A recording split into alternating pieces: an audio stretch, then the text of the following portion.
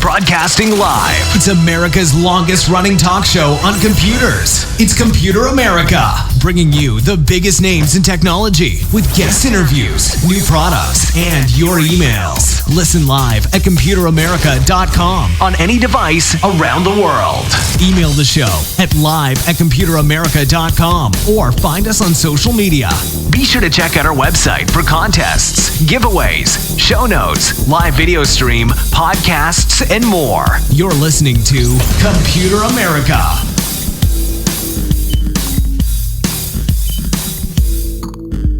Hello and welcome into the Computer America Show. We are the nation's longest running and nationally syndicated radio talk show on computers and technology. Thank you for joining us. I'm your host, Ben Crossman, and everyone out there, I hope that you're doing well. I hope that everything is going well for you and you are ready for the program today. So today on the show, we have none other than Nathan Evans, Popzara.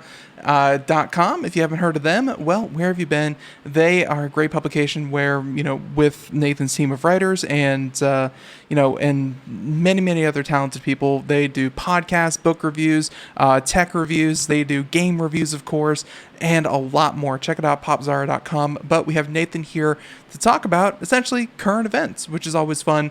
And, we like his take on it. And of course, being able to inform all of you in a fun and entertaining way. Hey, that's what we try to do here on Computer America. So everyone, before we get started, computeramerica.com.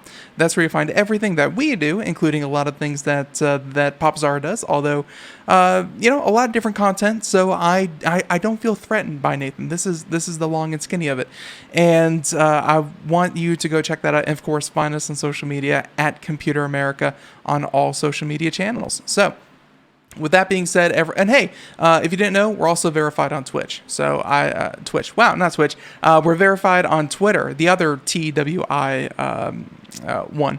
I think being on Twitch lately has actually been a bad thing if you've been following that sort of news. But we'll get into that maybe just a little bit later. So everyone, let's go ahead, bring on our guest, and get started. And as I said before, managing editor, popzara.com, and longtime correspondent, as well as, really just all-around helpful guy here for Computer America, Nathan Evans. So Nathan, how you doing? Welcome back on. No, I don't have you muted. You might have yourself muted. Hello? Yeah, there we go. That's the Twitch god speaking. You spoke badly. No, welcome back, Ben. Welcome back, everybody. Happy weekend. And I just want to say there's a lot to talk about. There's so much. There is. There certainly has been a lot going on, but to me, it kind of comes in spurts. Like, especially like watching the news and stuff like that. Like, I think it was Monday or Tuesday, Apple had their big worldwide developer conference event, and like that was more news than anyone can cover in a single day. But then the next day there was like, oh, nothing's going on, and then it comes in spurts, Well, that's the thing about the Apple thing. It seems like yesterday, right? The good old days when an Apple show would monopolize the news. It would take over our cerebellums, and we talk about it like it was the most important thing. But you remember, you and I talked about this last year of all the copycats that would come out. They would do the big screen. They'd have the guy walk across the stage, and they'd have the big presentation showing off the latest gizmos. And they've basically helped make Apple shows irrelevant long before the pandemic. And so. When you have everything merge into these online shows, it takes the fascination away because it's just not a singular event. Everything is online. Like you and I right now are recording this via Zoom. And sometimes you and I do Zoom, sometimes we do Skype, sometimes we do Google. But the fact is, when everybody's doing something, you need more to distinguish yourself. But to be fair, I actually think this year's Apple show was the best show they've had in a long time, because they actually showed, I don't gasp, real news. Well, yeah, and of course, the big change there that a lot of people are uncertain about, and really kind of sets the stage for a lot of other conventions, because I know that I think that not E3. Well, E3 is definitely being digital only, or I'm sorry, E3 was canceled altogether. They didn't even put on a big show. Yeah. And then CES is still on the fence on whether or not they're going to do it. They seem like they're trying to go forward with CES 2021, but who knows? BlizzCon was, of course, moved to digital only. We are, in the middle of this, and a lot of conventions and a lot of these big exposés are going online virtual only. And it's been going just as well, I guess, because that's, I guess, how a lot of people got the news anyways. That's the thing. It's the transition from the idea that a bunch of gilded journalists would be trapped inside this room, stripped from all their social media in some respect, and being somehow given gifted information. Now you and I are gifted. I mean, well, you and I are in the press. We've been to these events before, but for the layperson who hasn't had access, Mm-hmm. they've effectively erased the line, and you are VIP now, simply because, again, you have to compete. You can't have Apple dominating the way they used to, simply because there's too much other stuff going on. Now, let me explain. It used to be the Apple show would come to you through normal television. The E3 would come to you through the website. But now everything comes through your browser. Everything is a Twitter notification or a Facebook update or a Safari update, or heaven help us, an Edge update. By the way, Edge has become very popular again. Go crazy! See, that's what's crazy. Windows update, and I'm still of a mind that even though my upgrade to Windows 10 was free, I still think of Windows as just an operating system. But the fact that they're trying to promote applications to me, there's like the fact that Windows 10 is almost like an advertising platform. That's still kind of uneasy for me. But that just maybe a holdover. You're right. Edge did get an update, and it was installed and pinned to my Explorer. Yeah, a new update, and it looks pretty good. Well, here's the thing, because it's Chrome, basically. It's built off the Chromium build. And to be fair, I don't think anybody effectively used the old Edge browser. Microsoft made a big deal about it, but it just wasn't. I tried to. It's like when you have a Mac and you use Safari. Like, it's so fast. Yeah, because it's not doing anything. That's why it's so fast. That's like moving into a house, a brand new house, and it's like, wow, there's so much space. Yeah, there's nothing in it. So.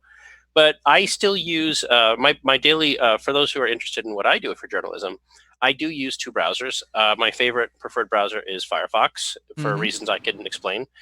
And I use Chrome simply because Chrome is so plugged into everything. Chrome is not my favorite, but I'll be honest with you, I have pinned the new Edge browser alongside, and I open it occasionally because it's so fast, because it is built on Chromium, but it's not tied in with a lot of the usual Google junk that effectively slows everything down. So, like, Chrome has become, going to the house analogy again, Chrome has become something like a hoarder. Like, there's a lot of stuff there, but you got to like step around it. Like, there's bags of Dorito chips, there's dead cats, there's all this stuff. Whereas Chrome is it's the same thing, but the owner is obsessive compulsive like me, so it's a lot faster. But I expect that to slow down as more and more people use it, more and more options come. Well, and really, I'm hoping that because, like you said, Chromium is the backbone of the new browser. If you like to switch from Chrome and get some of the speed benefits, and really, like, that's I really do think that people only switch browsers when there's something wrong with the browser that they have. I was just talking to my parents about this one. Chrome is able to save payment information, and it allows me to, kind of throw in my credit card details when I'm buying a pizza I shouldn't buy. And, simple things like that Firefox I don't think has. I'm sure that there are add-ons or, plugins, extensions that you could get for it. But, little features like that kind of over time get you to transition to one. But for a lot of people, I don't think they're going to make that jump. Even if Edge is verifiably better, it's not on Edge to be better. It's on Chrome to mess up, to lose their, what are they up to, like 60% market share? Well, again, I don't believe those market share numbers whatsoever. I don't believe A any of lot them. of people use Chrome. You have to at least Yeah, admit that one. a lot of people use Chrome, sure, but a lot of those people who use Chrome are mobile. So, True. like Chrome is the mobile default, and Chrome's on iOS as well. So, I mean, it's not exactly platform exclusive.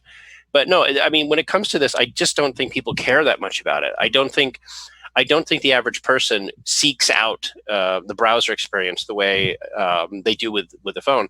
And again, one demographic we had about this pandemic is that a lot of people started using desktops again and laptops because as they're home all the time, there's not a need to be on their phone. So they've transitioned back to the desktop. I mean, laptop sales are through the roof, Yeah. tablet sales are through the roof.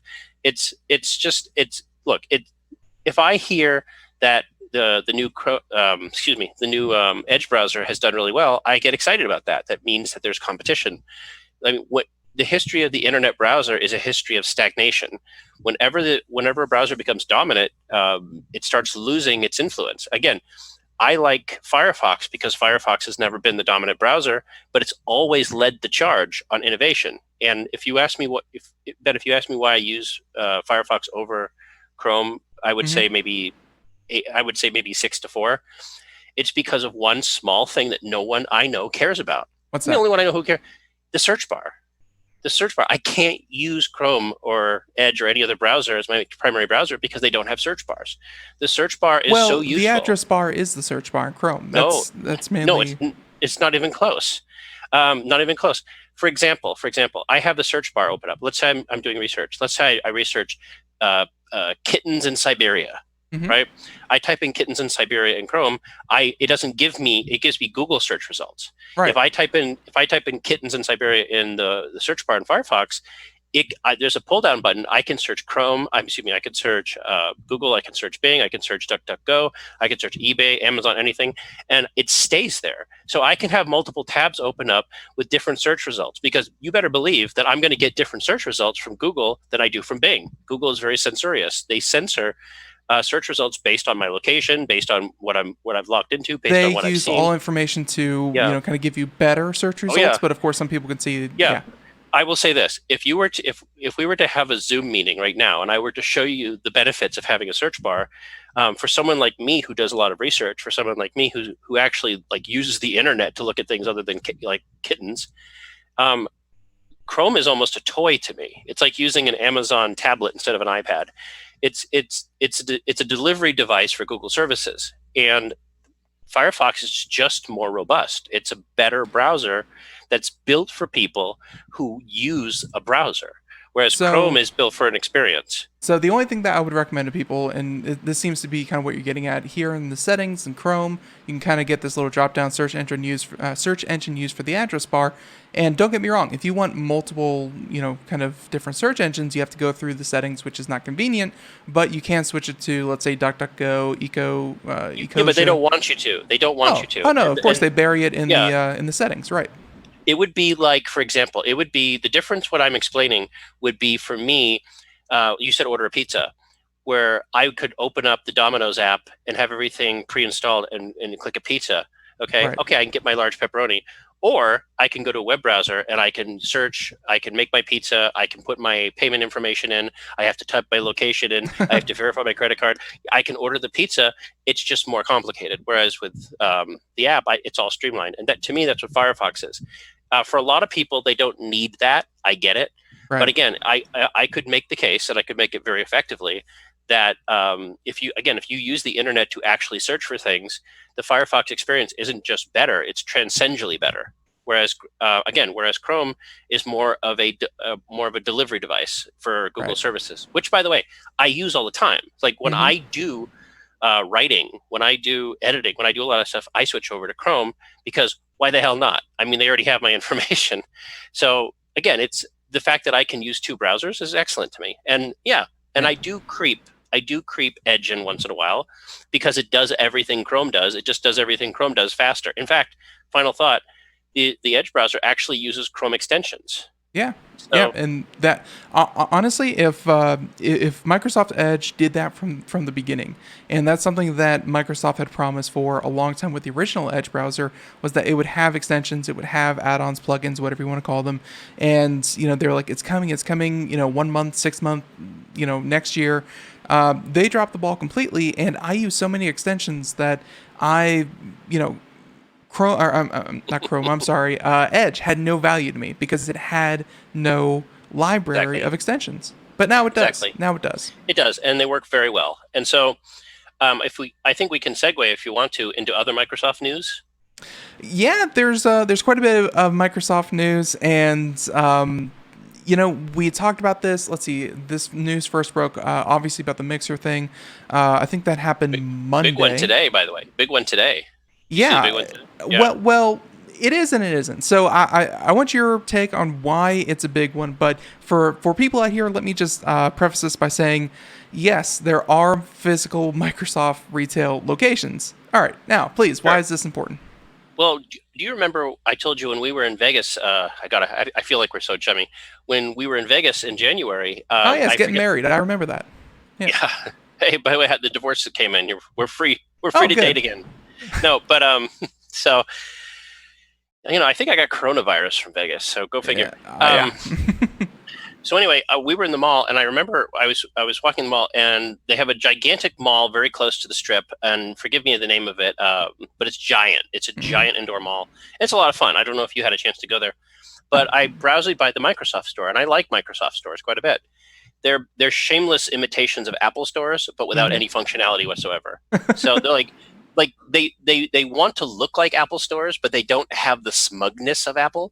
Like Apple stores are not stores. If you're listening, Apple stores are not stores. They are like BMW service centers. Like if you I was buy about to say they definitely remind me of like a car showroom. Exactly. So, for example, if you have a BMW, you do not bring your BMW to Jake's Automotive.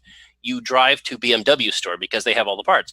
If you've ever been to a BMW service center, you can buy milk and groceries there.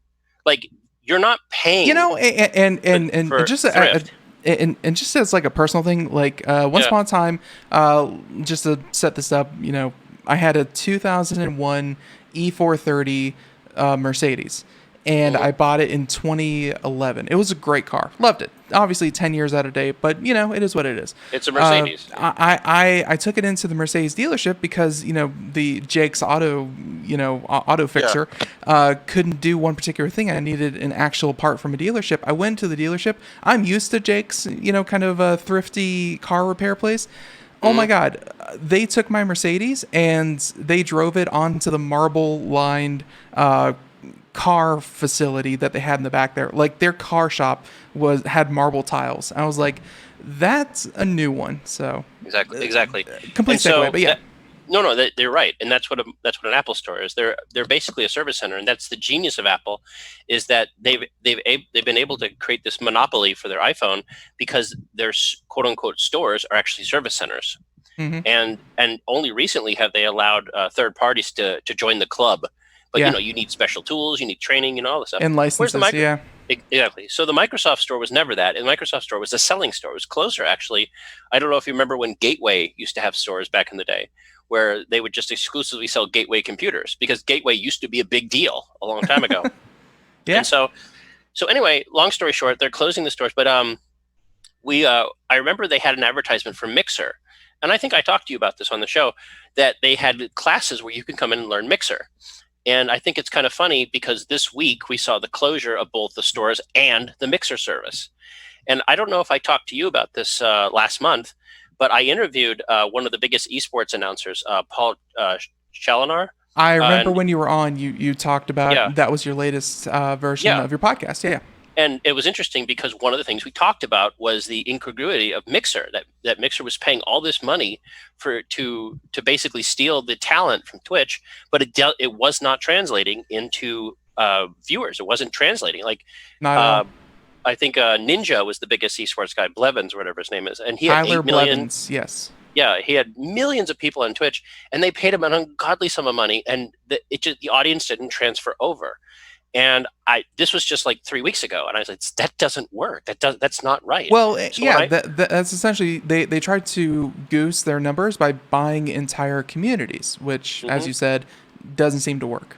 You can't do that because what you're doing is you're buying someone else's uh, clout. You're not generating your own clout. The clout was generated on the Twitch network. Yeah. The network is the system. You can't buy that. You're literally okay. That would be like one candy store buying candy from another candy store and reselling it, as opposed to making your own candy. Like right now, you're on Twitch. You're not Right. on Mixer. We're using Zoom, but we're using Zoom to funnel through Twitch. Mm-hmm. Twitch is a better platform. It's built for it, and Microsoft, I think, realized this.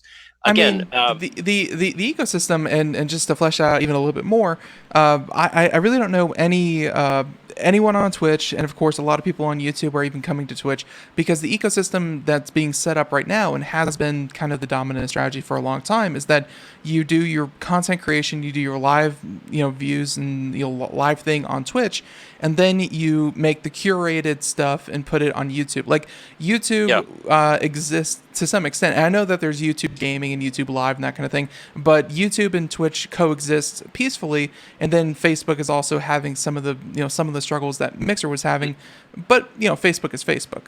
Well, that's the thing, though, man. It's that everybody's trying to do something that Twitch has already done. You can do this effectively, or you can screw it up like Microsoft did. Mm-hmm. Kudos to Microsoft. Kudos to them for shutting it down now. That's what I said. But the fact of the matter is that they've integrated Mixer into so many things. And it to be honest with you, Mixer was never anything special. It was basically Cortana. It was, hey, everyone else has got a digital assistant. We're going to make it, and we're going to integrate it, so it has to work, right? So I got to say that Mixer as a platform was better in a lot of ways than Twitch, but obviously that didn't really matter. People were streaming in true 1080p instead of like this 900p, 720p kind of deal. They had higher bit rates. There was better audio quality. I think they allowed for like dual audio channels and things like that. Like technically speaking, Mixer was a better platform, but I don't think anyone has ever really thought of Microsoft as a hub for social events, which is at its core what Here's the thing, man. If you've ever been in a college town, you know exactly why Mixer failed. So the rich kid will throw a party, and he's going to have the best beer. He's going to have the best speakers. He's going to be so awesome, but no one shows up because the poor kid down the street, it's just more fun. Right? You're in a slummy apartment. The music sucks. The DJ doesn't know what he's doing. The punch smells like urine. Like instead of beer, you have wine coolers. But the people are having more fun, right? The quality of the service does not dictate how the audience. It's just it's like what the Koreans used to call mandatory fun. Like, you have fun now. Like I don't understand. We got everything. Why aren't you here? Because there's just something about the Twitch network that's better than Mixer. And if you ask me to identify it, I would just say that it's because the attitude is more chill. By the way, if I can just break into this real quick as a segue, I do think the most effective challenger to this hegemony is actually coming from a different source. And I think it's TikTok. I think TikTok has made inroads in a way Mixer has not. I think TikTok has made inroads in the way Snapchat has not. And I actually think it's been more successful than Facebook Gaming, which is the service that Microsoft wants you to go to. And so what's going to happen is, Ben, you're going to have to choose if you're going to invest time and money and energy into one of these alternative networks, or do you partner with Twitch? You said right now, you said something very smart. You said Twitch and YouTube work well together, but they don't. It's what they're basically doing is like a United States-Russia situation. It's mutually assured destruction. They piggyback off each other. But Google runs YouTube and Amazon runs Twitch. These are fierce rivals that are petty when they want to be, and they will shut down services. They are. It will not take long for one to blink. And if you're asking me, I have not seen a company run so recklessly as YouTube in a long time. YouTube is run by morons, and they're literally doing everything they can do to kill the network, whereas Twitch is doing everything they can do to save the network. So if you're asking me who's going to blink, it's going to be YouTube, because they have a history of this. They have a history of different outlets and different services that don't go anywhere, that Let's aren't see. compatible.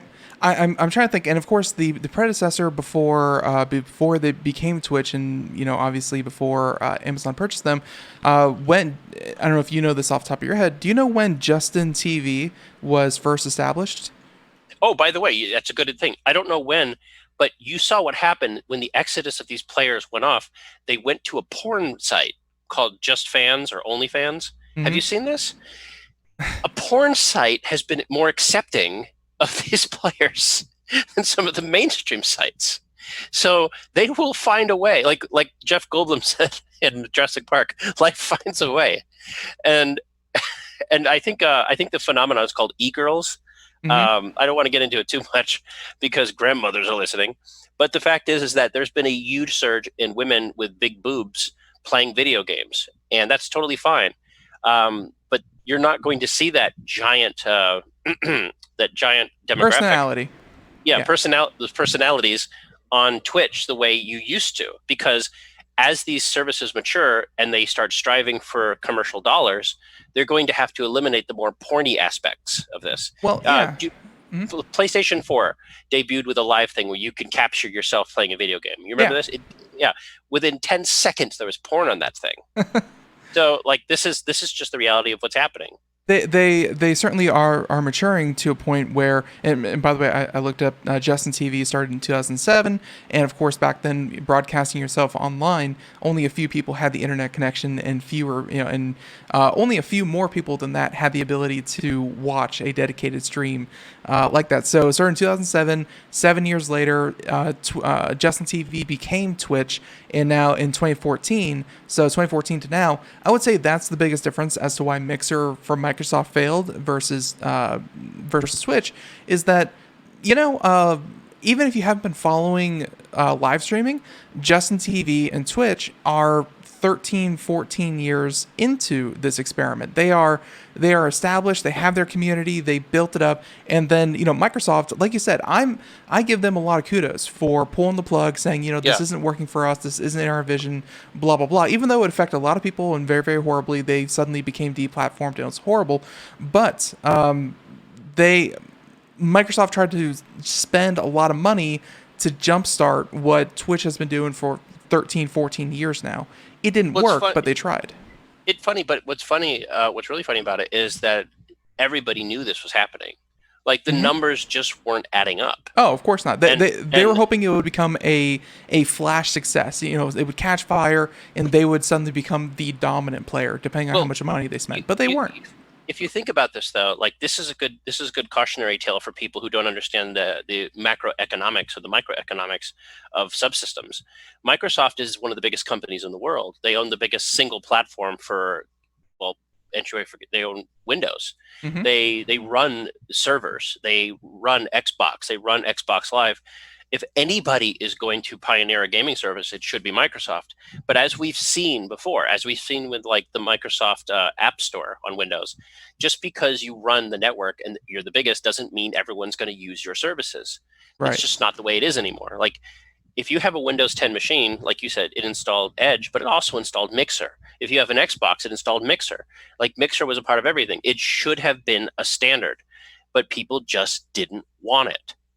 And finishing off what we were talking about with Edge browser is that people just aren't using stock apps. They're going where their friends are. If their friends are somewhere else, they will go where their friends are. That's true. The way it goes. And by the way, to me, the sign that Microsoft was giving up the ghost was when they started allowing multi-platform competitive play across Xbox Live. We talked about this months ago, where you could cross-platform with Switch players and PC and Steam, and eventually, I think you could. Some games allowed you to switch with PlayStation 4. That's a sign that Microsoft is embracing the multi-cloud. They're embracing the network. We also attributed that to the success of Fortnite, obviously, with their ability to swing around their user numbers. They were able to get these players to and by players, I mean Microsoft, PlayStation, to come to the table and say, here's what our audience is asking, and here's what you should do for our 300 million players, or whatever the heck they have. Exactly. And for those of you too young to know, Mixer is essentially the 2020 version of Zune Player. Microsoft, Yeah, Microsoft had a competitive music player that, by all accounts, was technically better than the iPod, but it failed. And it failed for the same reasons Mixer failed, is that Microsoft did the numbers. And it Next, just you're going to wasn't bring up adding up. VHS versus Betamax. Oh no, Beta! Are you kidding? The Spirit? Betamax failed because it didn't allow for porn.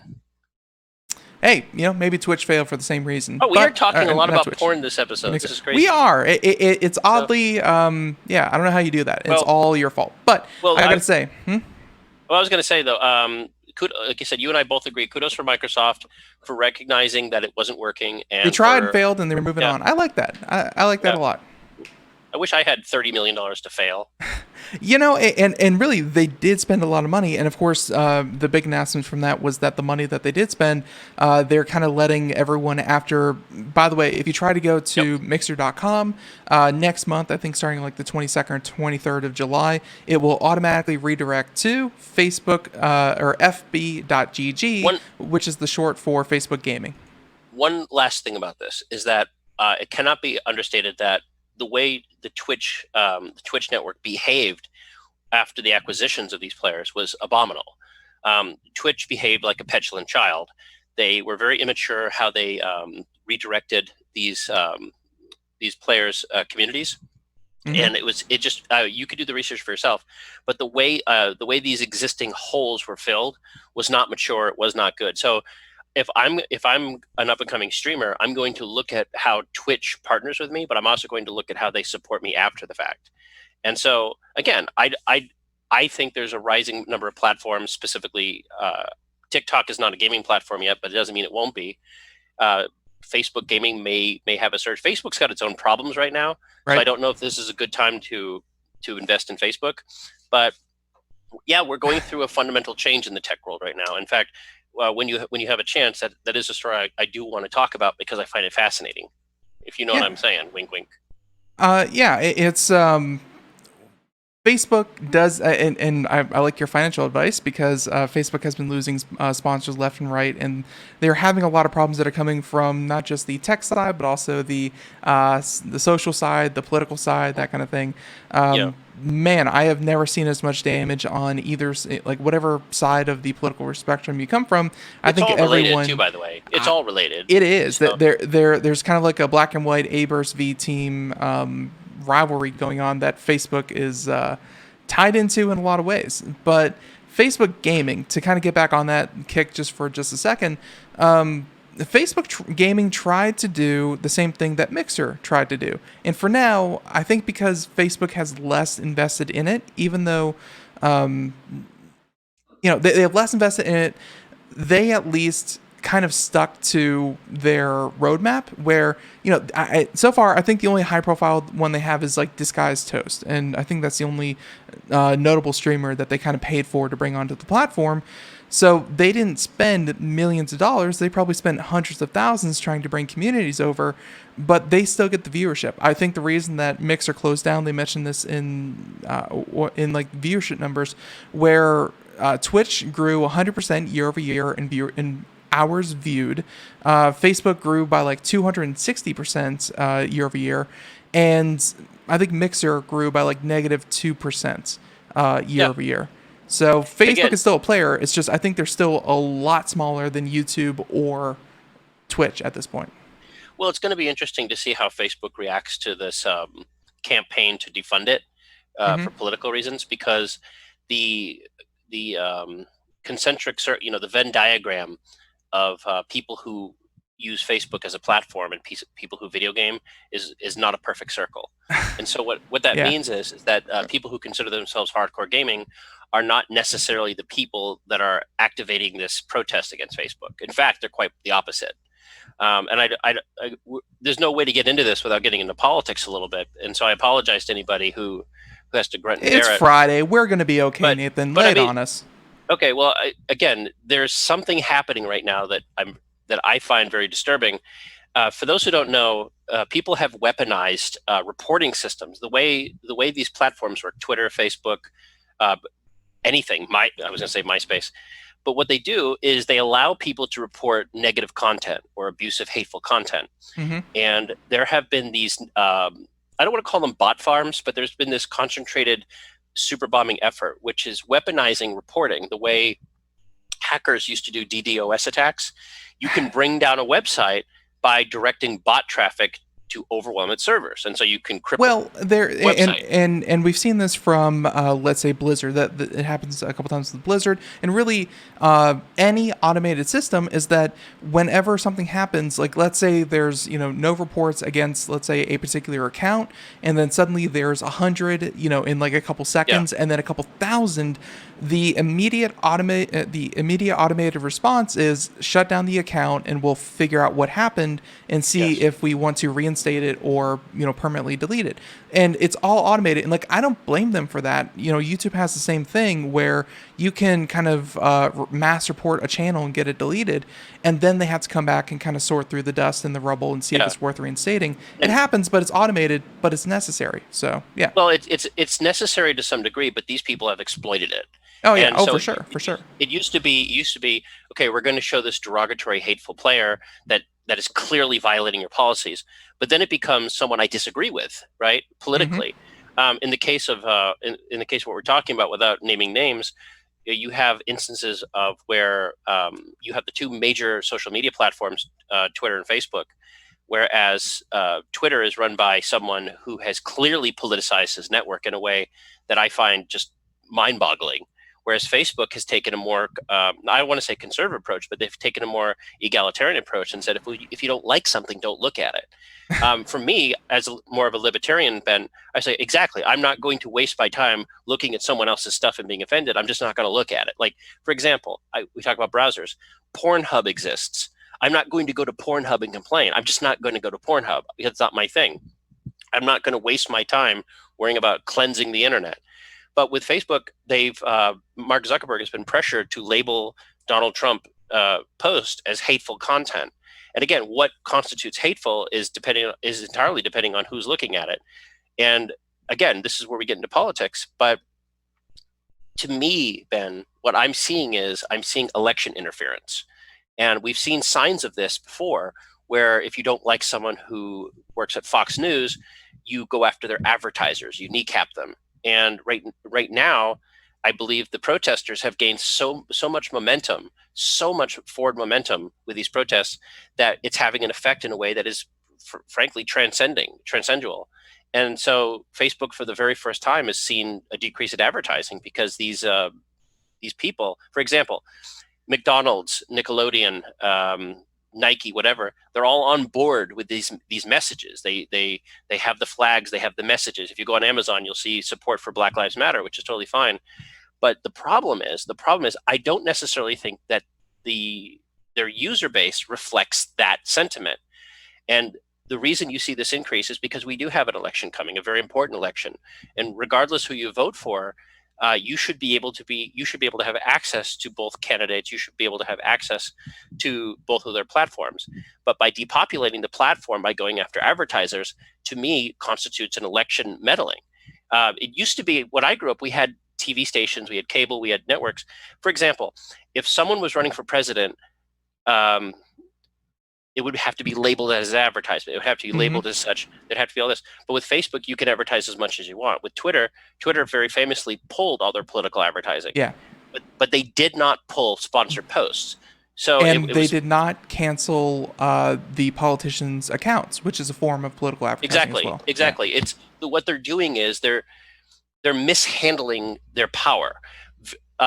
If I run CBS, if I run CBS or NBC, there's a board. There's a board there. There's people. There's networks. There's a lot of people involved, and I can't just do things on the moment because I have to go through a channel, because I have to deal with FCC regulations. I have to deal with objectivity codes. I mean, there's different laws guiding the way information can be shared. A lot of that doesn't apply to Facebook or Twitter. So you can have someone like Jack Dorsey, who runs Twitter, decide on Tuesday morning at 8 a.m. that I'm not going to do this, and he pushes a button, and suddenly the entire network changes. That is way too much power for someone who runs a social media platform. And you've seen this anger start erupting, where you're having calls for the government to intervene, which again, I feel like you're starting to get to the big issue last week, which was the Section 230 that was being batted around. you got to be really careful with that, because if you start deplatforming a social media site and declaring it a media, that means they become acceptable to their policies. What you're talking about was a regulatory code designed to protect these media outlets from the content that their users post. For example, if Computer America had a content section and someone starts advertising goat porn, you're not responsible for that, for anything that you Good. can cleanse it. Well, but what I mean is you're yeah. not responsible for what your user says. The origins of that were back in the early 90s when, of course, the first forums started popping up, and they started going after people started going after the owners of the forums as, hey, you put this up on your forum, you are directly responsible, like they would any newspaper or other publication or magazine that would be completely responsible for what gets printed, which is still the case today. But in the case of forums, no one expected the forums back then to be able to regulate every single thing one of these open message boards kind of post. But at the same time, there had to be a different law for them, because, as you know, there's an idea of a common carrier, not common carrier, it's a different phrase from a different thing, but essentially like a strict carrier, like a telephone, where if Ben says whatever Ben wants to say through a telephone, the telephone company doesn't bleep my words because they don't approve of it. They're a strict carrier. My grandmother, when she was alive, when we would use the telephone at her house, she would say, "Be careful, they're listening," because she grew up in a time there were operators, when they're operators, and that's effectively what we have now, is that we've returned to this. And the problem is how these social media self-regulate themselves. They've been very inconsistent. For example, a couple years ago, we had that horrible massacre in Christchurch, New Zealand, where you had the supremacist go and film himself like a video game, shooting all those people. It was terrible. But what happened was this crazy man, he used Facebook Live to do it. Yep. And I don't want to get into it, but we've seen a lot of people use Facebook Live to film their crimes. But guess who got punished for that? 4chan got punished because someone at 4chan had posted the manifesto. What happened to 4chan was immediate. They were removed from web services. They were removed from social media. They were held accountable for something that they had nothing to do with. Whereas Facebook, the platform that was used to do the crime, was completely left alone. The difference, I think, there was that 4chan took the position of, much like Section 230, we are a strict, forum where people can have open discussions about anything. Even though you find it vehement, we don't moderate whatsoever. And so that's where they got it, because Facebook did choose to completely ban and otherwise eliminate, that incident from their platform. Not just that, though. And 4chan did not. You had companies like PayPal, you had GoDaddy, you had you had all these companies just searching for these websites that literally had nothing to do with this event, but they were just like social adjacent to it. Whereas again, you had big platforms that were actually used to facilitate the crime, like Facebook and Twitch or whatever. No one talked about deplatforming. But it was about the Facebook. response, not the initial event. It was about the response where Facebook said, "We'll take this down," and 4chan said, "It's not our place to take this down." And that was the difference between the two, were the responses. But what happens, though, it has the effect of demoralizing the user base, where Facebook can be used for these things. That there's absolutely doesn't seem to be any caps on allowing Facebook to be used as a platform to generate the content. And so why is it that one platform is held accountable and another is not? And you have there's just this swift retribution where there's absolutely no sense of fair play. So, for example, if I join Twitch or if I join Facebook or whatever, the stuff that I say today may not be acceptable tomorrow because somebody decides that what I'm saying is no longer might be construed as hate speech. For example, a crazy example would be the Black Lives Matter slogan. If I say Black Lives Matter, Twitter will give me a badge. They will automatically add emoji to my account. But if I say all lives matter, I could be deplatformed because they've decided that all lives matter is racist, or white lives matter is racist. If I say white lives matter, I don't get a badge. I get flagged, and I could be deplatformed. We have on Twitter. I have an alternative site that I use that I manage, a different podcast that I manage, and I have seen my features restricted because I would post different stories, not agitating, not anything, nothing, but I would come under more scrutiny because certain things that I would type would trigger these responses. They've decided that I can't say this. Why can't I say this? What's wrong with this? Oh, it's hate speech. Why is it hate speech? We can't tell you. It's just hate speech. And so it's become so inconsistent that there's literally no way you can win, because they pre-censored language in a way that I'm not allowed, or people who might not think like the mainstream can't have a conversation. But to be honest with you, that itself is a violation of their own protocols. Like, there's nothing in the Twitter terms of service, there's nothing in the Facebook terms of service that would violate these things. And again, if I'm on television, if I'm in a newspaper, there are protections to protect me. But because these social media networks are run by 2 or 3 people that are clearly biased towards a certain event, they've created this inconsistency. And it's an imbalance that I think needs to be corrected. Whether it needs to be corrected through government intervention, I hope we don't go that far. But we have an election coming up. And I'll be honest with you, Ben, what Facebook, not necessarily Facebook, but what other services are doing is clear election interference. They want to help decide the election. And frankly, I think everybody should be terrified of that. The hard part about all this is that you're talking about, I guess, the differing levels of moderation, and moderation. I'm talking not, don't do too much of one thing. I'm saying, the banning of certain content versus other content has traditionally been kind of each. Like, let's say each website's kind of responsibility, each publication's responsibility. That was each newspapers, each radio shows, each television news station, whatever. That was up to each one of them, and there was no monopoly over them. Now, like you said, there's Twitter and there's Facebook. There's only a couple, and moderation is a delicate touch, and something that it's a very, I guess, kind of nuanced position that you have to take as a company. But when there are so many kind of automated responses, automated, that we're talking about, reporting systems and things like that, you're trying to turn something that is nuanced into an automated response, which, like you said, can go overboard, or in some cases actually be wielded as a weapon by people who don't like it. So. Exactly. And again, when we say automated, like a few months ago, I talked to, the cartoonist Scott Adams. And Scott Adams, the creator of Dilbert, and he has an alternative personality where he's the leader of, you've heard of Periscope, right? Which is owned by Twitter. Yeah. He's a huge Periscope person, and his stuff is political a little bit. And while we didn't necessarily talk about his politics, he's very famous for reposting his content on YouTube.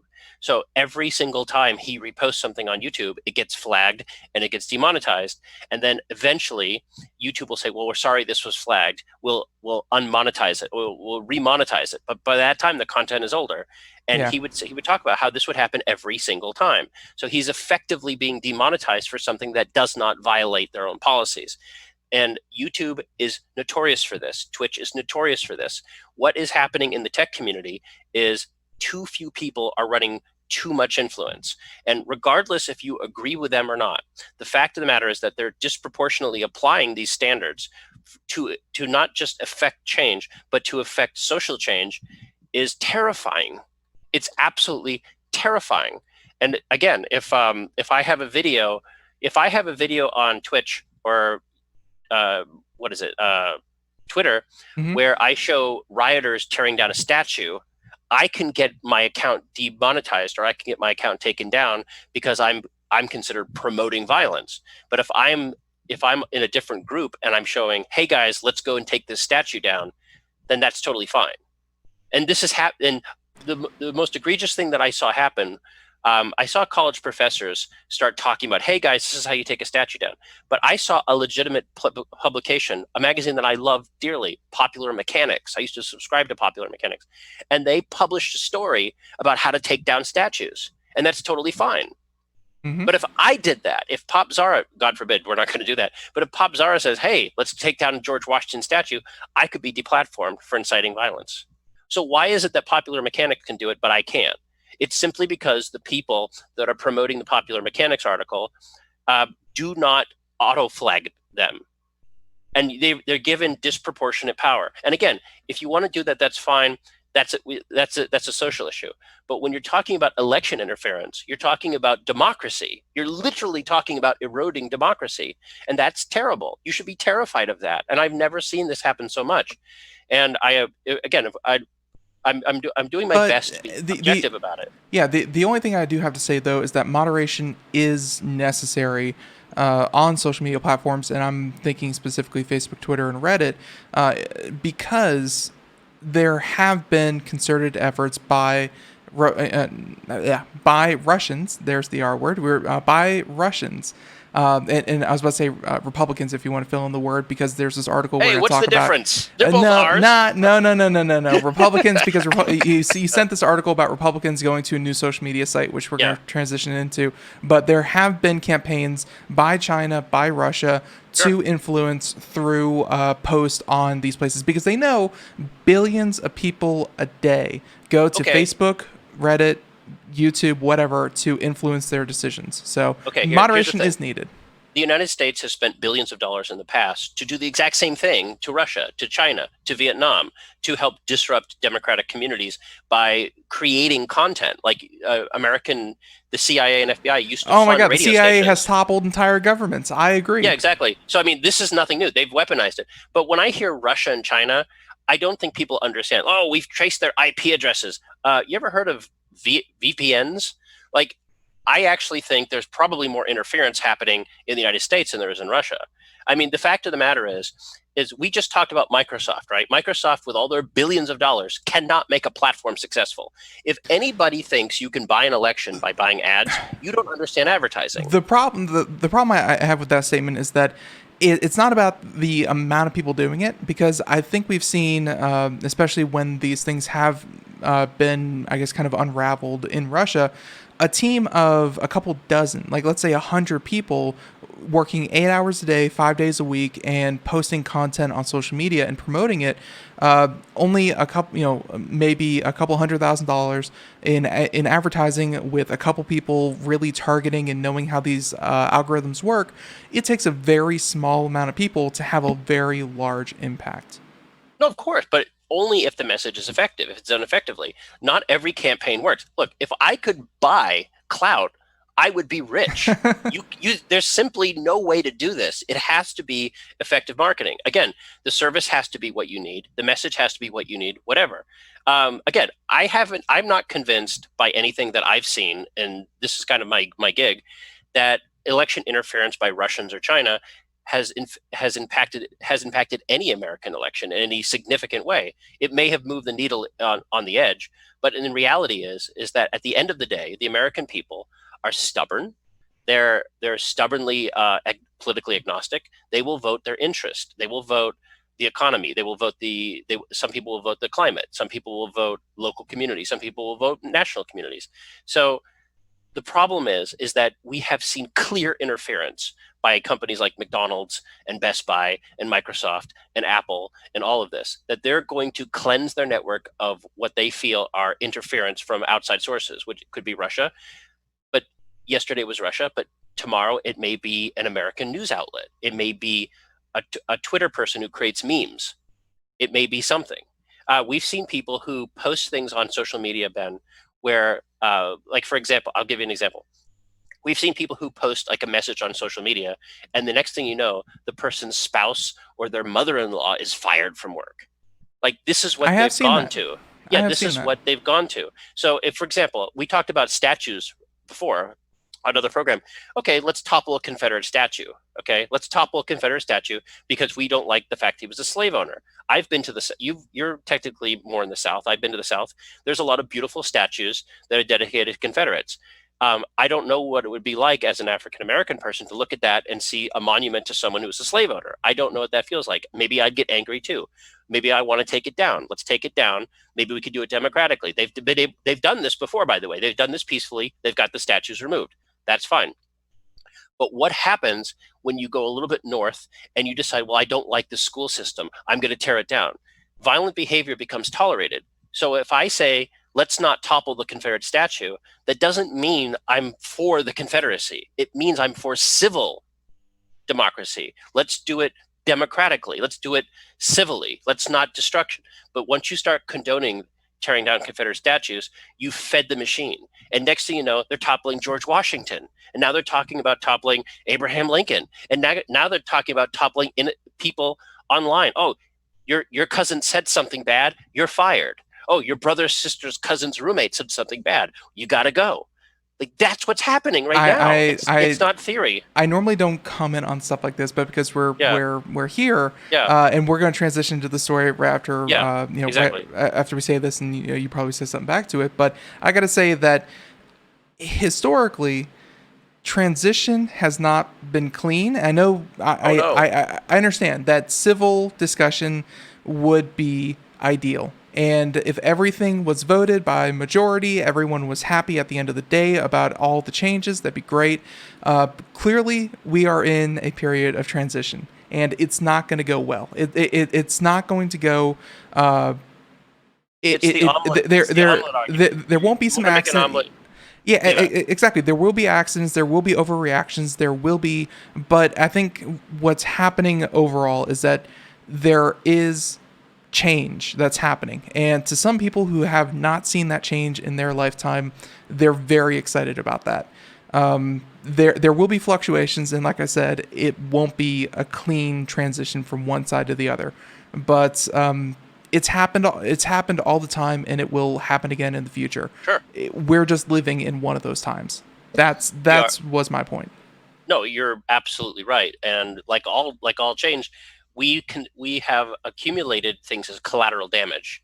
And when we look at things, for example, during the civil unrest of the 1960s, you had massive protests with blacks that would get dogs sicked on them. You get fire hoses. You get people treated inhumanely. Which back in the day, I'm sure that there were people who are saying this, like, oh, well, if they didn't do that, then they shouldn't have, protested illegally or things like that. And of course, looking back now, we can say those horrible protesters, they were just trying to speak out for what was right, and they got, and they got attacked. It's an ugly transition that, looking back, we're going to have to reevaluate. Real quick. So my argument isn't necessarily that social change isn't necessary. In fact, I'm quite for it. Right. In some respects, my needle has shifted a little bit in a way that I didn't think it would. I'll just say that. But as a politically agnostic person who I don't believe in democracy as a system that necessarily changes things, because the majority can be tyrannical. You know this, right? Mm-hmm. Like, one of the reasons we are a democratic republic in the United States is that we protect the minority from the tyranny of the majority. And sometimes the majority is racist, it's offensive, it's hegemonic, it does not allow change. So sometimes that change needs to be disruptive. We have great systems for this in this country. We have something called the Supreme Court. Sometimes it's right, sometimes it's not. We have elected legislators. Sometimes they're right, a lot of times they're not. But at the end of the day, though, if you're going to enshrine new methods of participation in democracy, they have to be meted out fairly, or as fairly as you can. And my concern right now is the levers of those access points, the social media sites, the Twitters, the Facebooks, and everything, are being systematically denied to certain people. So it's one. Let me give you one example, and we'll move on. Mm-hmm. I didn't give you the story, but Nike, for example, Nike reported a massive loss of almost 50% of revenue. Like, their sales are down 50%. And one of the reasons that you can clearly state is that they took a social media approach with the football player Colin Kaepernick. We saw this last year with Gillette, where Gillette took a stance, because I think they're misreading what people actually want. It's not that people don't agree or disagree with people kneeling for the national anthem, or they're not supporting LGBT rights. That's irrelevant. But we don't like being told we're bad people all the time. Like just because you don't necessarily have an opinion about Colin Kaepernick, that doesn't mean you're a racist. Maybe you just don't follow it. Maybe it's just not your thing. The average person doesn't think about politics 24/7, and they don't want to go on Amazon and get proper to. They don't want to go on Twitch and get proper to. They don't need this constant bombardment. Like, if you're the average person, sometimes you just want to get the hell away from it. You want a break. You don't want politics 24/7. You don't need it 24/7. It has the effect of overwhelming your system. It has the effect of making you politicized in the opposite way. I don't think anybody in this country with a brain is against Black Lives Matter as an idea, or they're for police brutality. But when you watch Nickelodeon and they have 8 minutes of breathing scaring your children, that's not right. They should not have the right to do that to you. They should not have the right to scare your children because someone else decides that you need to hear it. Like, at some point, but politics. That is what we voted for with, in a lot of ways, with making sure that companies have their own voice, I guess, to an extent. That they can, they have social stances that they take, and whether or not they're, fun. There's right way, yeah. There's right ways to do it. There's right ways to do it, and that's totally your camp to disagree with what Nickelodeon did, and at the same time, it's Nickelodeon's right to say, we like what we did and we stand by it. So, hey, that's and there's the music. That is yeah, exactly. That is the conversation that we had, and ladies and gentlemen, even though it was kind of tech light, I'm okay with that. It's always fun with Nathan. It's Friday. It's I think it was a very, very good discussion, and I always love having you on, Nathan. Ladies and gentlemen, if you want to find out some some more tech stuff, and especially because it is the weekend now, some video games, from some movies and DVDs and stuff like that, check out popzara.com, and of course there's the latest podcast as well. You can check that out there, where you talked about the state of gaming in June. Yes, we didn't even get to talk about The Last of Us 2, which made a lot of headlines. Here's it. Go play The Last of Us 2. Make up your own minds. It's not a bad game. I actually heard a lot of the same thing. Make up your own mind. It was a great story. It didn't go the way people liked, but hey, review bombing is a thing. So check that out. So all that and more, computeramerica.com. Check us out as well. Everyone, have a great day. Thank you so much for tuning in. Bye, everyone. Bye-bye.